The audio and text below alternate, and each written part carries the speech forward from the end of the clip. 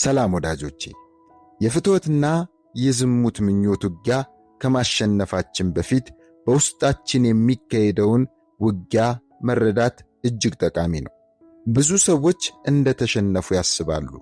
ነገር ግን እውነታው ማንም ያልተረዳውንና በፍትወት ምኞት እንድንወድቅ የሚያደርገውን የውስጥ ውጊያ ለይቶ ማወቅ ነው። ዛሬ በውስጣችን ስላሉት 3 ትላልቅ ውጊያዎች እንነጋገራለን። የመጀመሪያውና አንደኛው የትኩረት ውጊያ ነው።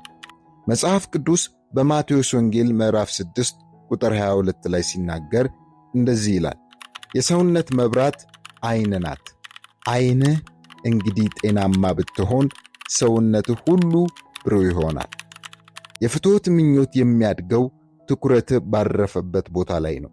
ያበላኸው ያድጋል፣ ያስራብከው ደግሞ ይሞታል። ስለዚህ በዓይንህ አብዝተህ የምትመለከተው ነገር ሰውነትህን ይመግበዋል።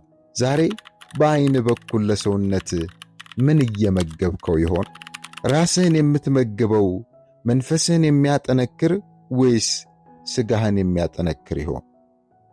ሁለተኛው ለዝሙት የሚያነሳሳ ውጊያ ነው።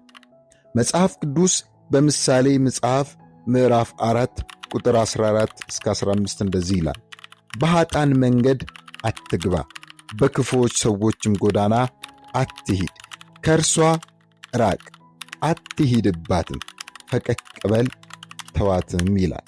ከክፉዎችና ከአመፀኞች መንገድ የምትርቀው ደካማ ስለሆንክ ብቻ አይደለም፣ አእምሮ አላስፈላጊ በሆኑ ነገሮች እንዳይሞላና በክፉ ወጥመድ እንዳትወድቅ ነው። የማኅበራዊ ሚዲያ ገጾች ለፈተና የሚያጋልጡ ከሆኑ ብሎክ አድርግ። የምትገኝበትን ስፍራ ቀይር።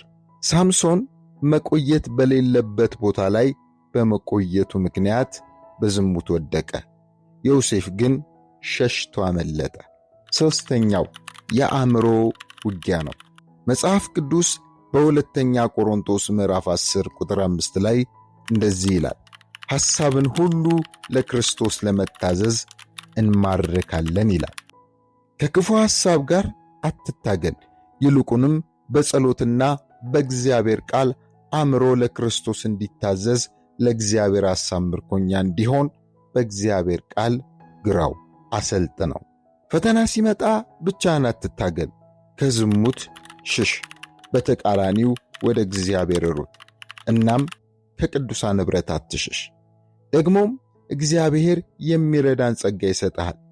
በድካምህ የማይፈርድ ሊቀ ካህን ኢየሱስ ክርስቶስ አለ። እርሱ ደግሞ ይራራልሃል። ካለህበት የዝሙት ውድቀት እጅህን ይዞ ያወጣሃል።